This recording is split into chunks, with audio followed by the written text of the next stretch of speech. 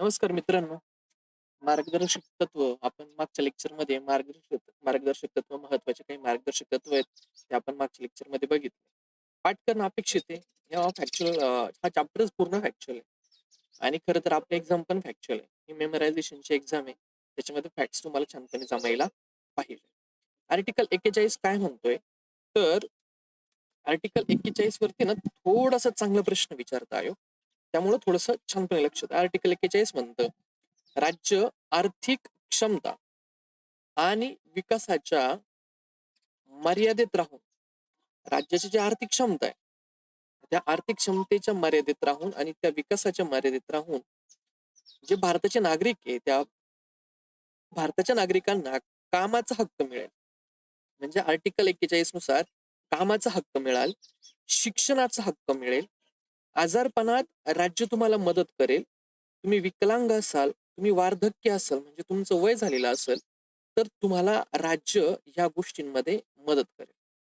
जर तुम्ही बेकार असाल, तुमच्याकडे जर बेकारी आलेली असेल, गरिबी आलेली असेल, तर राज्य तुम्हाला मदत करेल. तर आर्टिकल 41 म्हणतं, आर्टिकल 41 नुसार तुम्हाला कामाचा हक्क आहे, तुम्हाला शिक्षणाचा हक्क उपलब्ध करून देईल आणि हे हे मार्गदर्शक तत्वांमध्ये चालू आहे. मार्गदर्शक तत्व म्हणजे काय? राज्य तुम्हाला काय काय गोष्टी अवेलेबल करून देईल याबद्दलच्या गोष्टी तुम्हाला मार्गदर्शक तत्वांमध्ये सांगितलेल्या आहेत. तर आर्टिकल 41 नुसार राज्य तुम्हाला कामाचा हक्क उपलब्ध करून देईल म्हणजे तुम्हाला काम उपलब्ध करून देईल. तुम्हाला राज्य एज्युकेशन उपलब्ध करून देईल. राज्य तुम्हाला आजारपणामध्ये हेल्प करेल. तुम्ही विकलांग असाल तर विकलांगतेमध्ये तुम्हाला मदत केली जाईल. त्याचबरोबर वार्धक्यामध्ये, बेकारीमध्ये तुम्हाला मदत केली जाईल आणि हे राज्यानं ह्या ज्या कंडिशन्स आहेत, या कंडिशन्समध्ये नागरिकांना मदत करावी, गाईड करावं, हेल्प करावी, असं आर्टिकल 41 सांगतं. तर त्यातले हे जे शब्द आहेत ना, मी इथे हे जे शब्द दिलेत, हे शब्दांवरती आयोगाने प्रश्न विचारलेला आहे. त्यामुळं हे जे शब्द आहेत, या शब्दांच्या वरती आयोगाने फोकस केलाय. त्यामुळे हे शब्द तुला छानपणे कळलं पाहिजे. आजारपण कोणत्या आर्टिकलमध्ये येतात? आर्टिकल 41 मध्ये आहेत. विकलांगतेच्या बाबतीत सहाय्य 41 मध्ये आहेत. वार्धक्य किंवा म्हातार वयामध्ये तुम्हाला हेल्प केली जाईल हे कोणत्या आर्टिकलमध्ये? 41 मध्ये. कामाचा हक्क हा फंडामेंटल राईट्स आहेत का हो? मूलभूत हक्क आहेत का कामाचा हक्क? तर नाही. कामाचा हक्क हे मार्गदर्शक तत्व आहेत ते आर्टिकल 41 मध्ये आहेत. शिक्षणाचा हक्क आर्टिकल 41 मध्ये. हे सगळं उपलब्ध करणं हे करून देण्याचा राज्य 100% प्रयत्न करेल. या गोष्टी तुम्हाला 41 आर्टिकल मध्ये सांगितलेल्या आहेत. ठीक आहे. त्याचबरोबर आकस्मिक आपत्ती असेल किंवा अवांछित म्हणजे जर प्रॉब्लेमॅटिक जर सिच्युएशन असेल, तुम्ही आकस्मिक एखादी जर आपत्ती आली असेल, तर त्या आपत्तीमध्ये सुद्धा राज्य हेल्प करण्यासाठी 100% प्रयत्न करेल. जसं हे महत्वाचं आहे, तसं आणखी एक महत्वाचा मुद्दा आहे बघ याच्यामध्ये, की आर्टिकल 41 मध्ये काय नाही येत. तर जीवनावश्यक रोजंदारी हे 41 मधून तुम्हाला अवेलेबल करून दिलं जात नाही. हे तुम्हाला आयोग फसवण्यासाठी देतं, की 41 मध्ये जीवनावश्यक रोजंदारी येत. तर जीवनावश्यक रोजंदारी 41 मध्ये येत नाही. कामाचा हक्क येतो, पण रोजंदारी त्याच्यामध्ये येत नाही. प्रसूती येते का हो 41 मध्ये? डिलिव्हरी. तर डिलिव्हरीच्या वेळेस तुम्हाला सहाय्य केलं जाईल. हे जे आर्टिकल्स आहे, हे आर्टिकल 42 आहे. ते तुम्हाला फसवण्यासाठी 41 मध्ये देतात.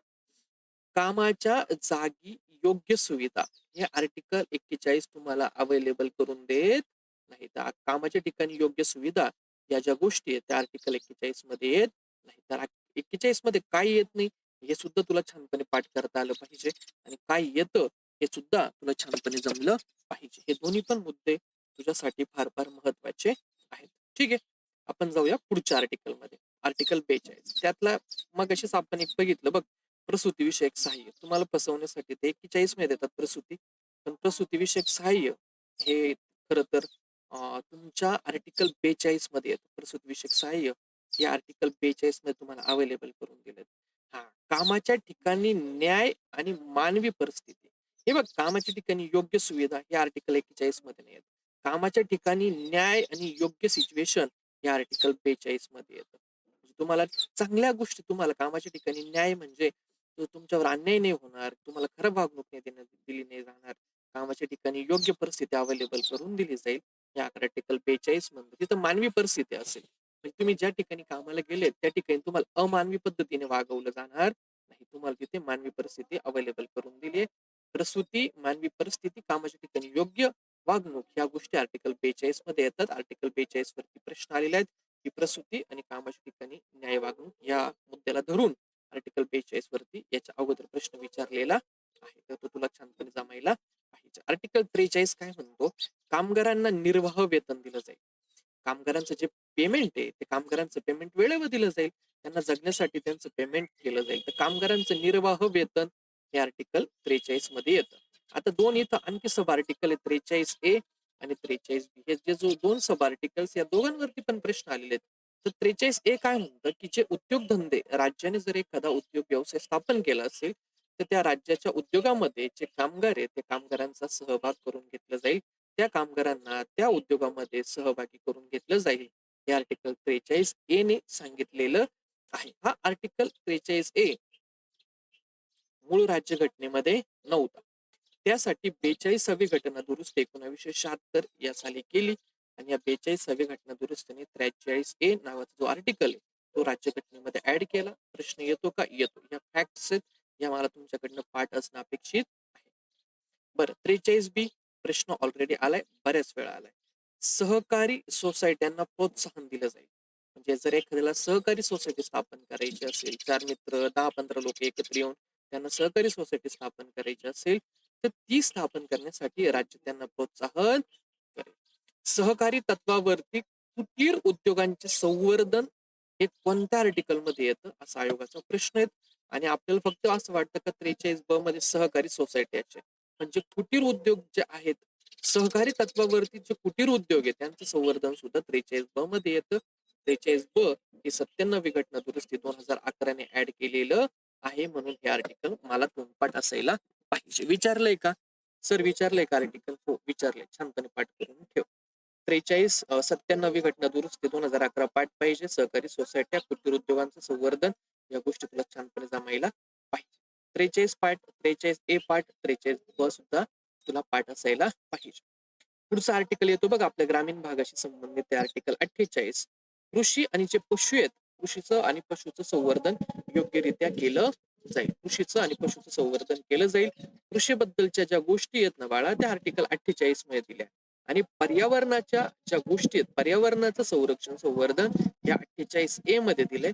48A कोणत्या घटना दुरुस्तीने ऍड केलंय? तर 42वी घटना दुरुस्ती 1976 ने 48A तुमच्या राज्यघटनेमध्ये ऍड केलेला आहे. 48 कृषीशी रिलेटेड आहे. 48A पर्यावरणाशी रिलेटेड, पर्यावरणाचं संरक्षण संवर्धन, वने असतील वन्यजीव असतील त्यांचं रक्षण केलं जाईल. हे 48A तुम्हाला सांगतो. कृषी असेल, पशुसंवर्धन असेल, गायी, वासरं, दुभती, ओढकामाची जी जनावरं आहेत त्यांची कत्तल करू नका हे कोणतं आर्टिकल सांगतं? गो हत्या बंदी हे कोणत्या आर्टिकल मध्ये येतं असं आयोग तुम्हाला विचारतं. तर त्यावेळेस तुला 48 उत्तर देता आलं पाहिजे. म्हणजे 48 मध्ये काय हो? कृषी आणि गाई गुरं यांच्या हत्येला प्रतिबंध. 48A मध्ये काय आहे? तर पर्यावरण. ठीक आहे, या दोन गोष्टी छानपणे लक्षात ठेव. वन्यजीव संरक्षणाशी संबंधित काय काय नेमकं राज्यघटनेमध्ये असा आयोग विचारतो. असा प्रश्न तुम्हाला येतो. वन्यजीव संरक्षणासाठी नेमकं राज्यघटनेमध्ये त्याच्या संबंधित काय काय आहेत?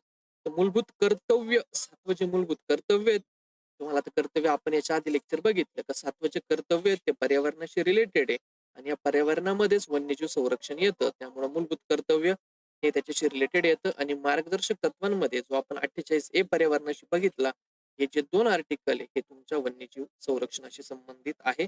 असा प्रश्न आल्यानंतर 7वं कर्तव्य आणि 48A निवडायला विसरू नको. ठीक आहे.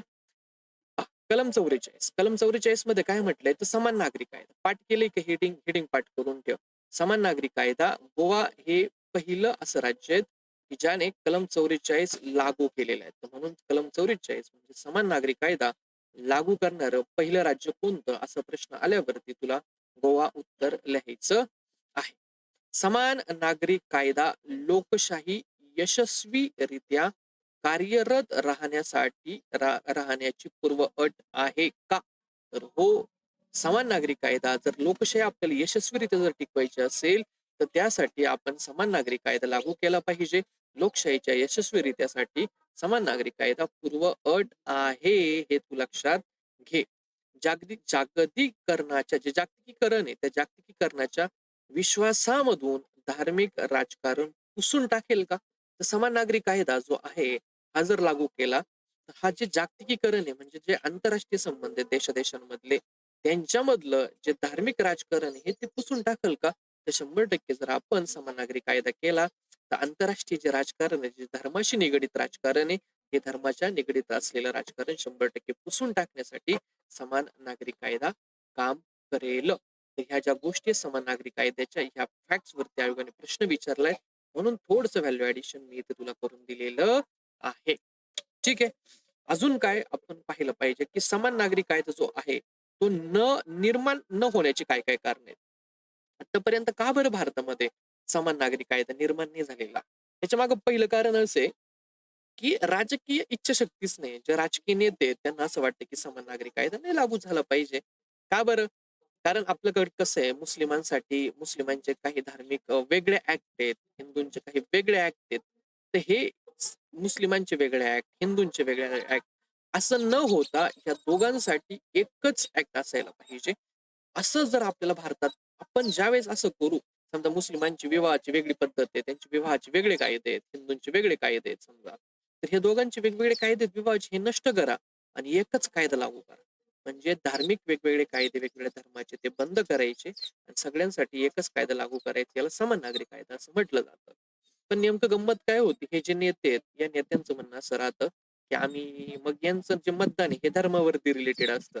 यांचा मग धार्मिक जो मतदाराचा जो गट आहे ते मतदार नाराज होतील, म्हणून हे राजकीय जी इच्छाशक्ती आहे यांचा अभाव आहे. म्हणजे हे स्वतः राजकीय नेते ही गोष्ट होऊ देत नाही. राष्ट्रीय ऐक्य भावनेचा अभाव भारतामध्ये किंवा राष्ट्रामध्ये ऐक्य भावना नाहीत. आपण सगळे एक आहे, धर्माला सोडून आपण एक म्हणून राहू. तर आपण हे वेगळे वेगळे आपल्या धर्माचे कायदे आहेत, हे बंद करू आणि एकत्र राहण्यासाठी आपण एकच कायदा लागू करू. असं ऐक्याचा जो अभाव आहे तो भारतामध्ये पाहायला मिळतो आणि म्हणून आतापर्यंत समान नागरी कायदा लागू झालेला नाही. हे त्याचे महत्वाचे 2 कारण आहेत. आता तुम्हाला अयोग्य फसवण्यासाठी म्हणतं, की स्वधर्माचा अभिमान. प्रत्येकाला स्वधर्माचा अभिमान आहे म्हणून समान नागरी कायदा लागू नाही झाला. तर हे वाक्य चुकीचं आहे. स्वधर्माचा अभिमानाचा आणि समान नागरी कायद्याचा संबंध नाही. इथं तुम्ही फसतात म्हणून मी इथं प्रकर्षाने दिलेत. परधर्मीयांबाबत साशंकता म्हणजे दुसऱ्या धर्माबद्दल आपल्या मनामध्ये द्वेष आहे, साशंकता आहेत म्हणून समान नागरी कायदा लागू नाही झाला का? तर नाही. या दोन्ही कारणांचा समान नागरी कायदा लागू होण्याचा संबंध नाही. राजकीय इच्छाशक्ती आणि राष्ट्रीय ऐक्य भावना हे 2च कारण आहेत ज्यामुळे समान नागरी कायदा लागू झालेला नाही. या समान नागरी कायद्यामुळं जे अल्पसंख्याक वर्ग आहेत त्यांच्या धार्मिक अधिकार नष्ट होतील का? तर नाही. हा समान नागरी कायदा जर आपण लागू केला, तर जे अल्पसंख्याक आहेत त्या अल्पसंख्याकांचे जे धार्मिक अधिकार आहे ते 100% नष्ट होणार नाही. तुम्हाला आहे असं देतील. तर हे वाक्य आहे नाही तसं समान नागरी कायद्यांचा अल्पसंख्याकांच्या धार्मिक अधिकारांचा काही संबंध नाही. त्यांचे जे धार्मिक अधिकार आहेत ते जसे आता आहेत तसेच ते राहतील, ते नष्ट होणार नाहीत. धार्मिक विचारधारेवरती आधारित विसंगती दूर करून राष्ट्रीय एकात्मता वाढवण्यासाठी हा समान नागरी कायदा मदत करेल. जे धार्मिक विचारधारेवरती आधारित जे आपली विसंगती, तुम्ही ह्या धर्माच्या आम्ही ह्या धर्माच्या, आपल्यामध्ये जे मतभेद आहे ते ह्या समान नागरी कायद्यामुळे नंतर दूर होतील आणि राष्ट्रीय एकात्मता म्हणजे सगळे आम्ही एक आहे. ज्यावेळेस वेगवेगळ्या धर्माचे कायदे नष्ट होतील त्यावेळेस आम्ही सगळे एक आहे. आमची राष्ट्रीय एकात्मता वाढण्यासाठी या समान नागरी कायद्यामुळे मदत होऊ शकते. हे सगळे जे आहेत ते PYQ चा कंटेंट आहे. प्रश्न विचारलेत म्हणून मी ही माहिती 44 बद्दल एवढी मोठी दिलेली आहे. ठीक आहे. समान नागरी कायदे इथपर्यंत समजतो. अजून एक प्रश्न तुम्हाला विचारतात का व्यक्तिगत कायद्यामध्ये कोणकोणते कायदे येतात? पाठ करून घ्या. मालमत्ता व्यक्तिगत कायद्यात येते, विवाह व्यक्तिगत कायद्यात येतो, घटस्फोट व्यक्तिगत कायद्यात येतं, दत्तक विधान व्यक्तिगत कायद्यात येतं आणि वारसा हक्क सुद्धा व्यक्तिगत कायद्यामध्ये येतं. तर व्यक्तिगत कायद्यामध्ये काय काय येतं हे ओळखायला तुम्हाला विचारतील, तर त्यावेळेस तुला हे ओळखता यायला पाहिजे. आर्टिकल 51 काय सांगतो? तर आंतरराष्ट्रीय शांतता आणि सुरक्षता आंतरराष्ट्रीय शांतता आणि सुरक्षितता आपण जपवणूक केली पाहिजे. जे भारतामध्ये जे आंतरराष्ट्रीय जे 2 देश आहेत किंवा आंतरराष्ट्रीय जे देश असतात, त्या आंतरराष्ट्रीय देशांमध्ये आंतरराष्ट्रीय शांतता राहिली पाहिजे, आंतरराष्ट्रीय सुरक्षता राहिली पाहिजे. हे 51 ए सांगतो. आता 51 ए मध्ये काय काय येतं यावरती प्रश्न आलेले आहेत. हे तुला छानपणे कळलं पाहिजे. आंतरराष्ट्रीय जे तंटे होतात, तर समजा 2 देशांमध्ये जे भांडणं होतात, ते भांडणं लवादाद्वारे मिटवले पाहिजे. त्या मिटवण्याचा आपण प्रयत्न देखील केला पाहिजे. आपण मग भारत आणि पाकिस्तान युद्ध झाले, भांडणे झाले, ते आपण ते लवादाकडे जर गेलं पाहिजे आणि त्या लवादाकडून जर आपण ते मिटवले, तर नक्कीच ते भांडणं लवकर मिटतात. त्यामुळे ते लवादाकडनं मिटवायचे. आपण दोन्ही देशांमध्ये जर आपण ते भांडण करत राहिलो ना, ते वाद चिघळतात. चिघळल्यानंतर मग काय होतं तुम्हाला माहिती आहे काय होतं ते. दंगे वगैरे आणि मग ते बऱ्याच प्रॉब्लेमॅटिक गोष्टी होऊन जातात. जे आंतरराष्ट्रीय कायदे असतात ना बाळा, त्या आंतरराष्ट्रीय कायद्यांचा आदर देखील केला पाहिजे.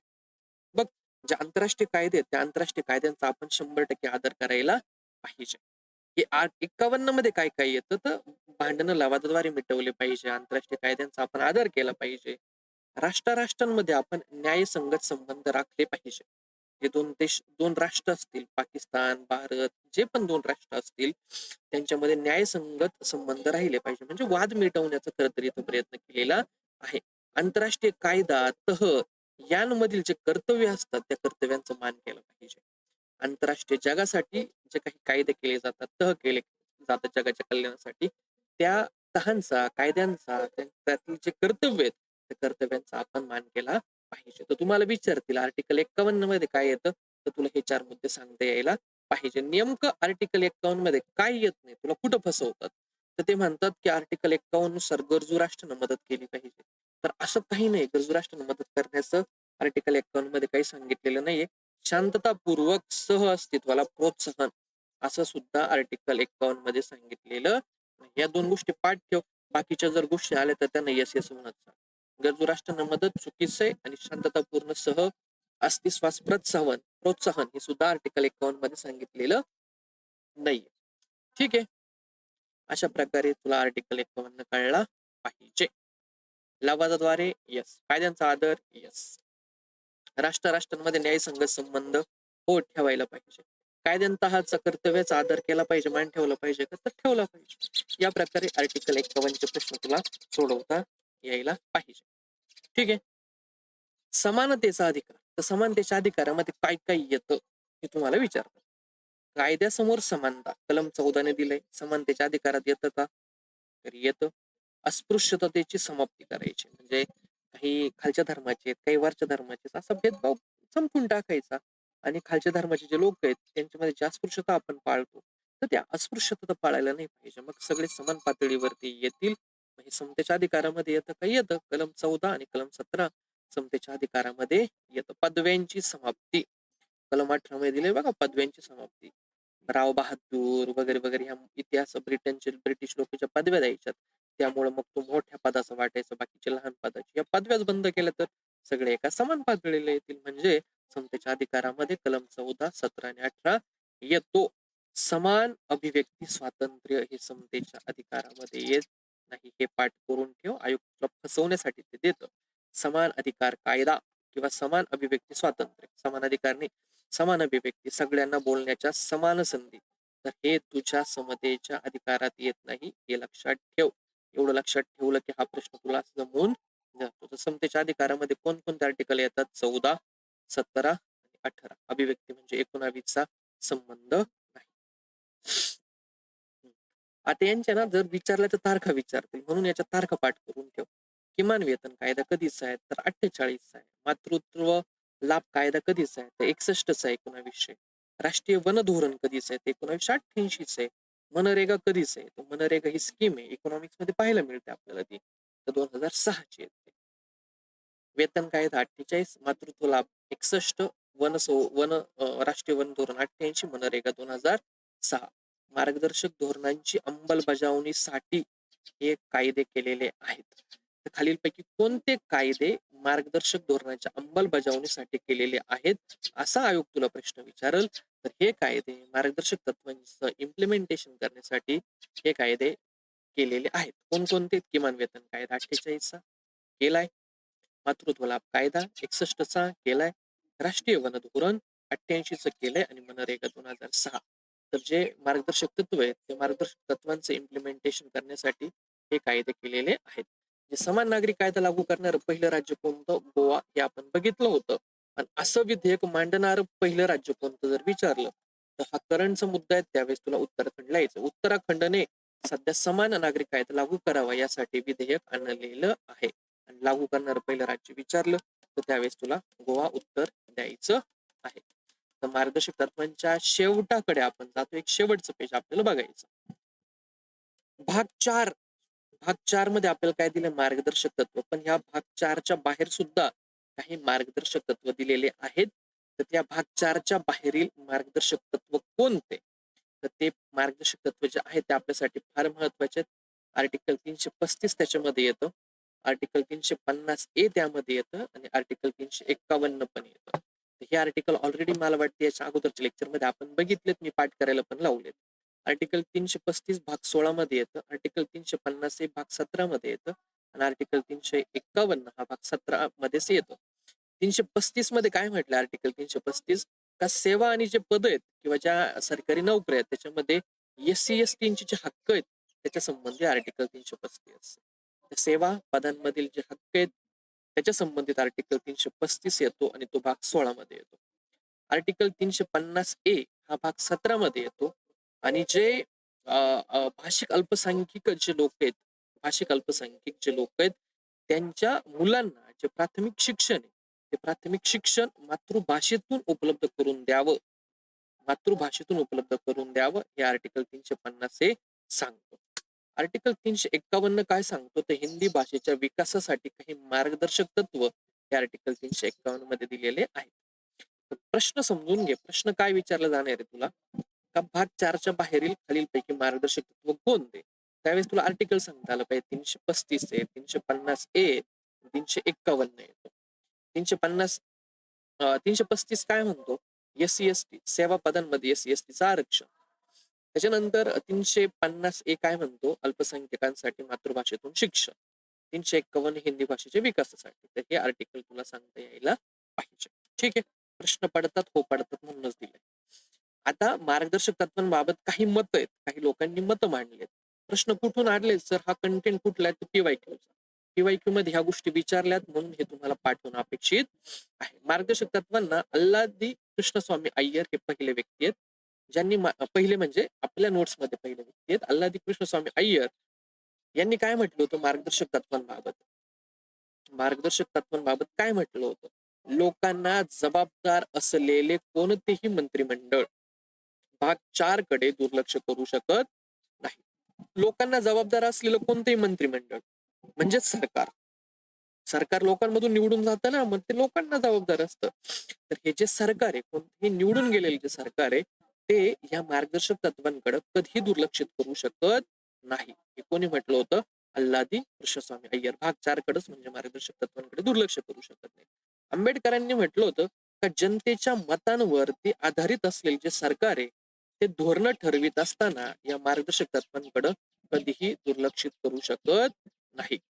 जनतेच्या मतावरती जे सरकार येतं, जनतेच्या मतावरती डिपेंड असलेले जे सरकार आहे ते या मार्गदर्शक तत्वांमध्ये जनतेच्या मतांवरती निवडून आलेले जे सरकार आहे ते धोरण ठरवत असताना या मार्गदर्शक तत्वांकडे कधीही दुर्लक्षित करू शकत नाही असं आंबेडकर यांनी म्हटलं होतं. LM सिंघवी नावाची व्यक्ती आहेत. घटनेला जीवन प्रदान करण्याची जी तरतूद आहे ती ह्या मार्गदर्शक तत्वांमध्ये, तर जीवन प्रदान करण्याची तरतूद याबद्दलचं जे स्टेटमेंट आहे हे LM Singhvi, LM may be LM असेल पण सिंघवी नाव लक्षात ठेवा, तर सिंघवी यांनी म्हटलं होतं. छगला नावाची व्यक्ती आहेत. फार वेळा विचारलेत हे छगला. जर हे मार्गदर्शक तत्व आपण प्रॉपर अप्लाय जर केले तर तर जर अप्लाय केले तर हा जो देश हा पृथ्वीवरचा स्वर्ग होऊन जाईल असं म्हटलं होतं. हे मार्गदर्शक तत्वांमध्ये इतके छान आहेत, हे यांच्यामध्ये इतकी ताकद आहे. जर हे आपण अप्लाय केले तर ही जी पृथ्वी आहे ही पृथ्वीवर स्वर्ग उतरल असं हे छगला यांनी या मार्गदर्शक तत्वांबद्दल म्हटलेलं होतं. टीका कोणी केली होती? तर TT कृष्णमाचारी यांनी टीका केली होती. के संथानम यांनी टीका केली होती. 2 लोक आहेत. TT कृष्णमाचारी काय म्हटले होते की कंटाळवाना नैतिक उपदेश या मार्गदर्शक तत्वांना कंटाळवाणे हे मार्गदर्शक तत्व कंटाळवाना नैतिक उपदेश असं मार्गदर्शक तत्वांबद्दल कोण म्हटलं होतं? ते TT कृष्णमाचारी. कृष्णमाचारी मध्ये कय, कंटाळवाण्यामध्ये कय. तर कंटाळवाना कोणी म्हटलं होतं? TT कृष्णमाचार्यांनी. त्याचबरोबर भावनांची खरी केराची टोपली. मार्गदर्शक तत्वांना भावनांची खरी केराची टोपली हे सुद्धा TT कृष्णमाचारींनी म्हटलं. मग कृष्णमाचारी म्हटलं तर काय आठवलं पाहिजे? केराची टोपली आठवली पाहिजे आणि कंटाळवाणे केराचे. बघ कृष्णमाचारी मध्ये कय, कंटाळवाण्यामध्ये पण कय आणि केराची टोपलीमध्ये पण कय. हे कृष्णमाचारीने टीका केली आहे कंटाळवाणा आणि केराची टोपली. हे संतनम यांनी काय म्हटलंय की घटनात्मक संघर्ष या मार्गदर्शक तत्वांमुळे घटनात्मक संघर्ष निर्माण होतो. केंद्र आणि राज्यामध्ये कोण मोठे आहेत असा संघर्ष निर्माण होतो. राष्ट्रपती पंतप्रधानांमध्ये कोण मोठे आहेत असा संघर्ष निर्माण होतो. राज्यपाल मुख्यमंत्र्यांमध्ये कोण मोठे आहेत असा संघर्ष निर्माण होतो. तर हे मार्गदर्शक तत्व असे आहेत की ज्यामुळे घटनात्मक संघर्ष निर्माण होतो असं के संतानम यांनी म्हटलेलं होतं. हा. तर अल्लादी कृष्ण स्वामींनी काय म्हटलं होतं? आठवा आठवा आठवा जनतेच्या मतावर आधारलेलं सरकार भाग 4 कडे दुर्लक्ष करू शकत नाही. आंबेडकर धोरण ठरवताना दुर्लक्ष करता येणार नाही. सिंघवी सिंघवी जीवन प्रदान करतात. छगला पृथ्वीवर स्वर्ग होईल. कृष्णमाचारी केराची टोपली आणि कंटाळवाणा. के संतानम संघर्ष निर्माण करतो. तर हे जे आहेत ना हे मला पाठ असणं अपेक्षित आहे. पाठ केले तर आणि तर उत्तर तुम्हाला छानपणे देता येते.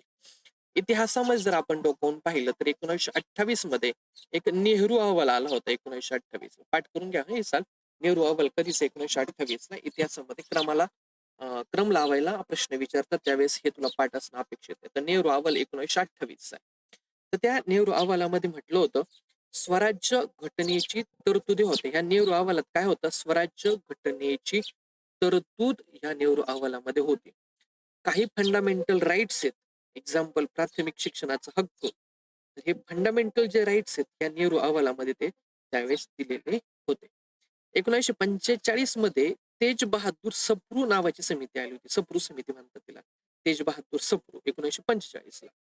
यांनी न्यायप्रविष्ट आणि गैर न्यायप्रविष्ट अशी 2 भागांमध्ये विभागणी केली होती.